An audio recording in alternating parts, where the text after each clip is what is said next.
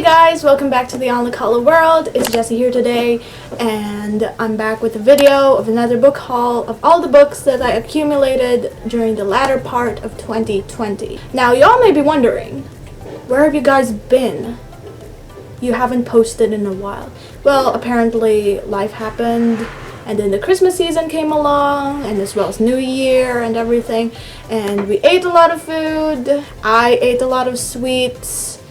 My throat got sore, I got tonsillitis, I kind of fell into a fever, but it's all good.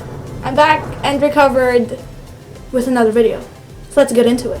So the first book that I got was Far from the Madden Crowd by Thomas Hardy. This is my first book that I have, the first story that I read by Thomas Hardy.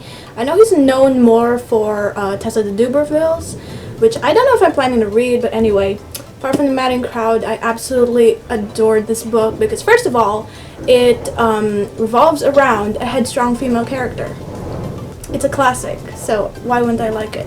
I really like agriculture. I like stories that revolve around agriculture, and it's just so good. And the characters as well, they were very compelling.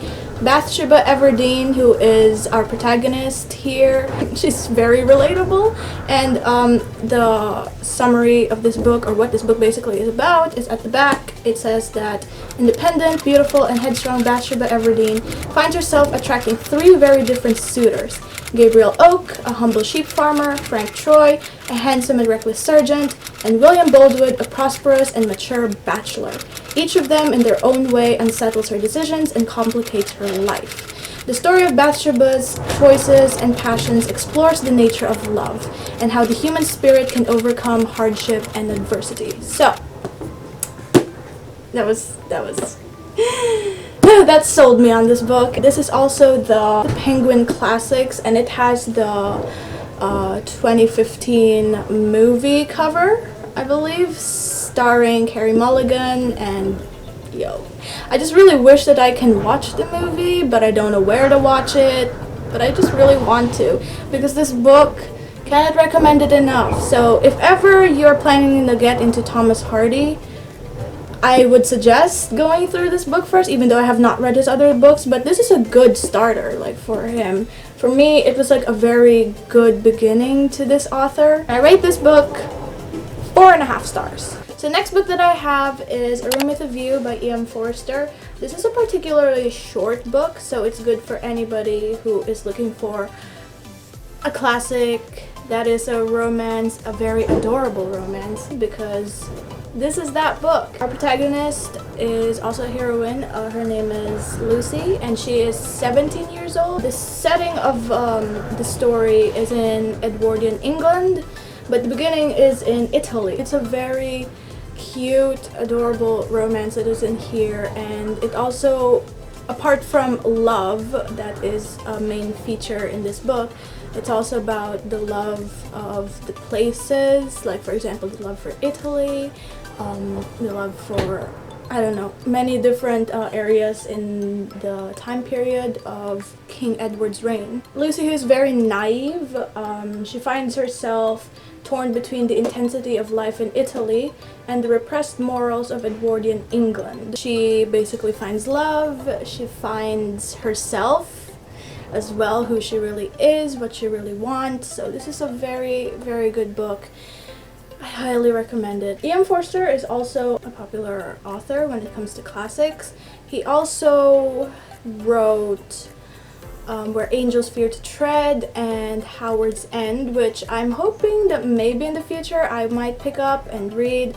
But other than that, this is my first book, the first book that I have of him, and I really enjoyed it. And I rate this book 4.5 stars, the same as Far from the Madden Crowd. So the third book in this haul is Sense and Sensibility by our beloved author, Jane Austen. If you don't know who Jane Austen is, then you should get to know her. Her most iconic tale is Pride and Prejudice, and Sense and Sensibility was her first published book. Now, for a debut This book was absolutely beautiful. It was so good in my opinion. It follows our protagonists, Marianne and Eleanor Dashwood. This is a romance story like all of Jane Austen's books. It shows the difference between a sister or somebody who has more sense and the other one who has more sensibility. That is like the contrast of the title. Spirited and impulsive, Marianne Dashwood is the complete opposite to her controlled and sensible sister Eleanor. When it comes to matters of the heart, Marianne is passionate and romantic and soon falls for the charming but unreliable Mr. Willoughby. Eleanor, in contrast, copes stoically with the news that her love, Edward Ferrars, is promised to another. It is through their shared experiences of love that both sisters come to learn that the key to a successful match comes from finding the perfect mixture of rationality and feeling. Apart from being a love story, how the two sisters find love in the end, I think the another powerful thing about this is the connection that Eleanor and Marianne have with each other. Their bond as sisters, and the fact that they're so caring to each other, that they would literally dive into a deep blue sea for each other, and just everything about it. It's not just about the romantic love, it's about the love for family as well, how people in this era coped with losing their home, moving to somewhere else, and coping with visitors and other people who don't really mix with you.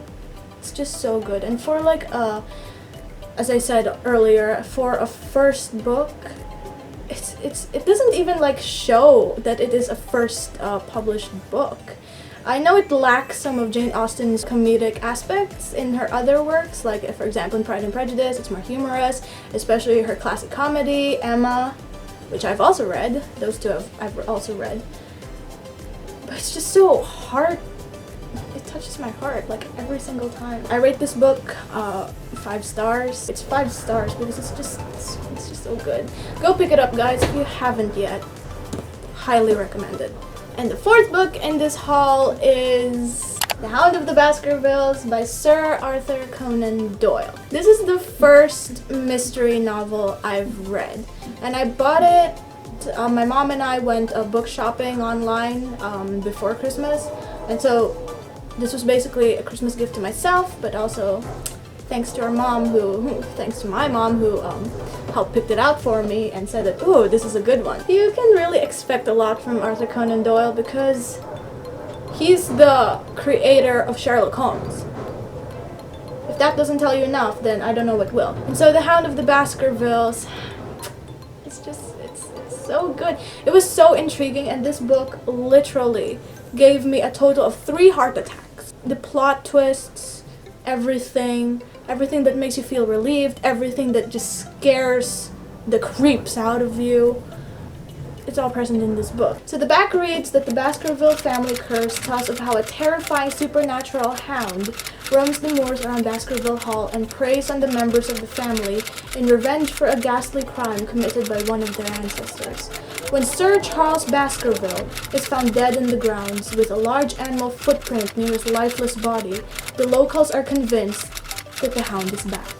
It is up to Sherlock Holmes and Dr. Watson to uncover the truth and keep the new heir to the hall safe from danger. I think this synopsis just would tell you, it just tells you enough. But even if you don't read it, if you don't read the back, and you just get into it, you're gonna be surprised. Well, that happened to me. I felt like so surprised. I didn't even like look up on whatever this book was. I just read the back and the book. It was just a wild ride. This is also my first book of Sir Arthur Conan Doyle.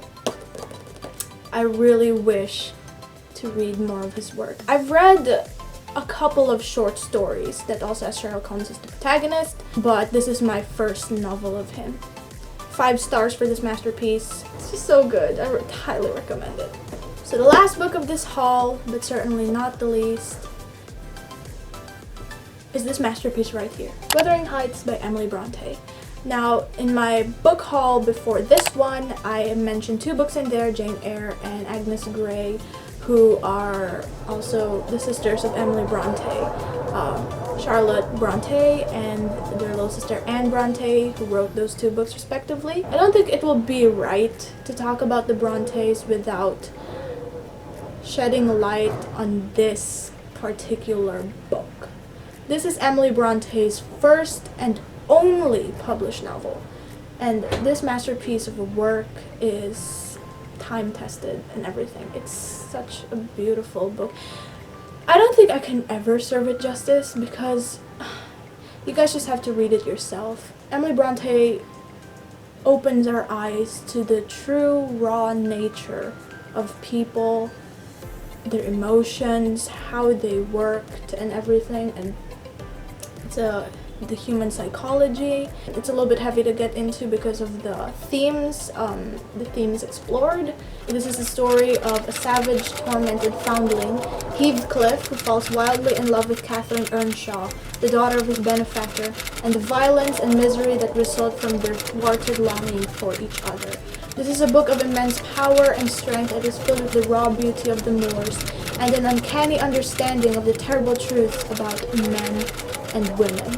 An understanding made even more extraordinary by the fact that it came from the heart of a frail and experienced girl who lived out her lonely life in the moorland wilderness and died a year after this great novel was published. This is actually my mom's copy. She got this book years back when she was still in college. I put it aside because for a while, because then again I have to reach this level of maturity in order to understand and fully grasp the topics discussed here and really appreciate it. You really have to be in a good headspace when you read it. I just want to reach a certain age when I can appreciate it a lot more, that I can really soak it in. It's such a great book that is considered in classic literature as a masterpiece, and I think Miss Emily Bronte would be very proud, if she lived to this day, she'd be very proud to know that her book has captured many hearts.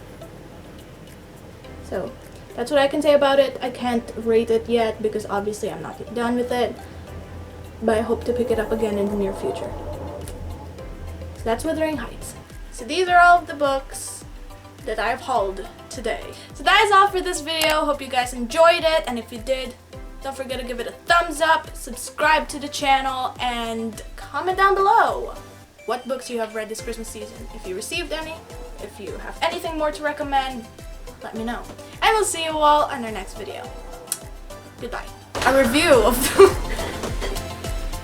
not you sound like that guy from Barbie. Long curving motion.